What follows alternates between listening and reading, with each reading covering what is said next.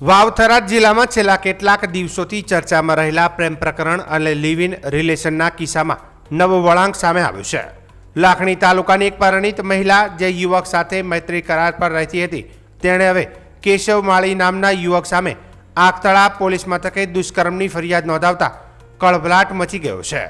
પીડિતાએ પોલીસની ફરિયાદમાં જણાવ્યું કે ડેડુઆ ગામના કેશવ ભલાજી માળીએ મને પ્રેમજાળમાં ફસાવી હતી. ત્યારબાદ મને અલગ અલગ શહેરોમાં લઈ જઈ તેની મરજી સામે વારંવાર દુષ્કર્મ આચર્યું હતું. આ ઉપરાંત યુવતીનો આક્ષેપ છે કે યુવકે બળજબરીપૂર્વક લિવ ઇન રિલેશનશિપના ડોક્યુમેન્ટ પર સહી કરવામાં આવી હતી. કેશવે યુવતીને તપાસ માટે હોસ્પિટલમાં પણ લઈ ગયો, જ્યાં તબીબી તપાસ દરમિયાન મહિલા ગર્ભવતી હોવાનું બહાર આવ્યું હતું. આ દરમિયાન યુવતીના પરિવારે શોધખોળ આદરી તેને અમદાવાદના વટવા વિસ્તારમાંથી શોધી કાઢી હતી અને પરત લાવ્યા હતા. યુવતીએ માત્ર કેશવ જ નહીં પરંતુ ગુનામાં મદદગારી કરવા બદલ ટરુઆ ગામના હરચંદભાઈ દાનાજી માળી અને પીરાજી ઉમાજી માળી સામે પણ ફરિયાદ છે. પીડિતાના જણાવ્યા અનુસાર આરોપીએ તેના પર્સમાંથી 2.5 તોલાનો સોનાનો હાર અને બુટ્ટી પણ પડાવી લીધા હતા અને તેને જાનથી મારી નાખવાની ધમકી આપી હતી. આખતળા પોલીસે આ મામલે બીએનએસની વિવિધ કલમો 87, 64(1), 351(3) વગેરે હેઠળ ગુનો નોંધી વધુ તપાસ હાથ ધરી છે. ઉલ્લેખનીય છે કે અગાઉ આ મામલે યુવકને ઢોર માર મારવા બદલ યુવતીના 12 પરિવારજનો સામે ફરિયાદ થઈ હતી. ત્યારે હવે યુવતીના નિવેદન બાદ મામલો વધુ ગૂંચવાયો છે. મારા લગ્ન 1 વર્ષ પહેલાં થયેલા. મારા સમાજના રીતિ રિવાજ મુજબ હું સાસરીમાં 1 વર્ષથી અવારનવાર સાસરે જતી હતી. પછી મારા સંબંધીઓમાં મેરેજ હોવાના કારણે હું બ્યુટી પાર્લર ગઈ. બ્યુટી પાર્લર લાખણીમાં ત્યાં પાર્લરમાં ગઈ. ત્યાં બહુ ભીડ હોવાથી હું બજારમાં આવી.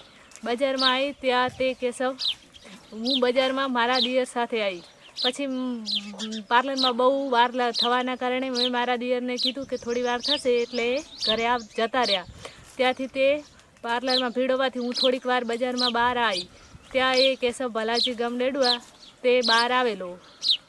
તે મને કીધું કે તારે ક્યાં જવું છે? મેં કીધું મારે થોડું પાર્લરમાં કામ છે, પછી મારે ઘરે જવું છે. પછી તેણે મને કીધું કે થોડીક વાર આપણે દૂર જઈને બેસીએ. ત્યાં તેણે દૂર જઈને બેસીએ એટલે પછી એના કોન્ટેક્ટથી એને હું 1.5 વર્ષથી ઇન્સ્ટાગ્રામમાંથી મેસેજ થતા એટલે થોડીક ઓળખતી હતી. પછી તેણે મારો ફાયદો ઉઠાવવા માટે તેણે પછી મને એવું બહાનું બનાવ્યું કે થોડાક દૂર જઈને બેસીએ. એટલે હું એના બાઇક પર બેઠી એટલે તે પછી દૂર જતો રહ્યો હોટલમાં લઈ ગયો અને ત્યાં મારા સાથે જબરજસ્તીથી મારું આધાર કાર્ડ છીનવી લીધું અને તેણે મને થોડી ધમકી આપી. પછી તે હોટલમાં લઈ ગયો અને હોટલમાં મારી મરજી વિરુદ્ધ મારા સાથે બળાત્કાર કર્યો.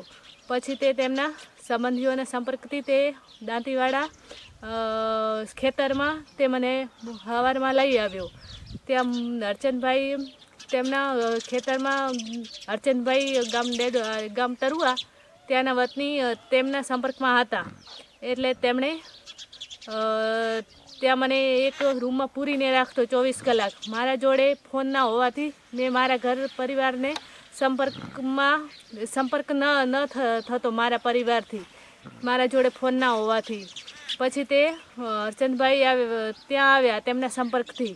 તેમણે કોલ કરેલો એટલે હરચંદભાઈ દાનેજી ટરુઆ, ભાવાજી, પીરાજી એ ત્યાં આવેલા અને તેમને તે કેશવને કીધેલું કે તું ટેન્શન ના કરતો, અમે તારા સાથે છીએ. પછી ત્યાં તેમને આ બધી વાતો કરેલી. મને તો રૂમમાં જ પૂરીને રાખતો કે જવા ના દેતો. પછી ત્યાંથી તેણે 8 દિવસ ત્યાં મારી સાથે જબરજસ્તી કર્યું અને મારી સાથે બળાત્કાર કર્યો. પછી તેમણે કીધેલું કે તું અહીંયાથી હવે રાજસ્થાન જતો રહે, પાછળ અમે જોઈ લઈશું સમાજનું બધું. પછી ઉદયપુર ગયા. ત્યાં અમે 4 દિવસ હોટેલમાં રોકાણા. ત્યાં તેણે મારી સાથે મારી મરજી વિરુદ્ધ બળાત્કાર કર્યો. પછી તેમના કોન્ટેક્ટથી અવારનવાર એમને બહાર કોઈકના ફોનથી કોલ કરતા અને વાતો કરતા. પછી ત્યાંથી તે મને અવારનવાર રાજસ્થાનમાં જયપુર, જોધપુર ને ઉદયપુર, બીકાને ત્યાં મને અવારનવાર હોટલમાં લઈ ગયો. ત્યાં મારી સાથે જબરજસ્તી કર્યો. પછી તે બીકાનેર આવ્યા. બીકાનેર તેમના સંબંધીઓએ એમને કોલ કરેલો તમે બીકાનેર આવો.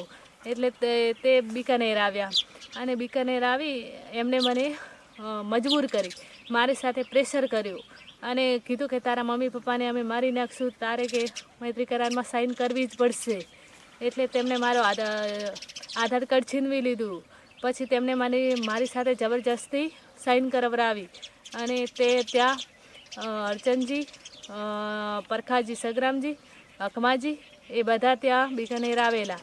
પછી તે ઘરે જતા રહ્યા અને મને અને કેશવને ત્યાં રસ્તામાં તે પછી તેમની ગાડીમાં બેસાડી અને મારા સોનાના દાગીના લઈ લીધા, હાર અને બુટ્ટી. પછી ત્યાં અમને રસ્તામાં ઊભા રાખ્યા. ત્યાંથી તેમણે કીધું કે બસમાં બેસી જાઓ. પછી તેમને બસમાં બેસાડી અને એ ઘરે નીકળી ગયા. તેમણે તે છોકરાને કીધું કે તું ટેન્શન ના કરતો, તારે સમાજનું અને સરકારનું બધું અમે જોઈ લઈશું, તારે ટેન્શન નહીં કરવાનું, તું તારે ગમે તેમ કરે એને હંગાત. પછી તેમને અમે ઇન્દોર જતા રહ્યા.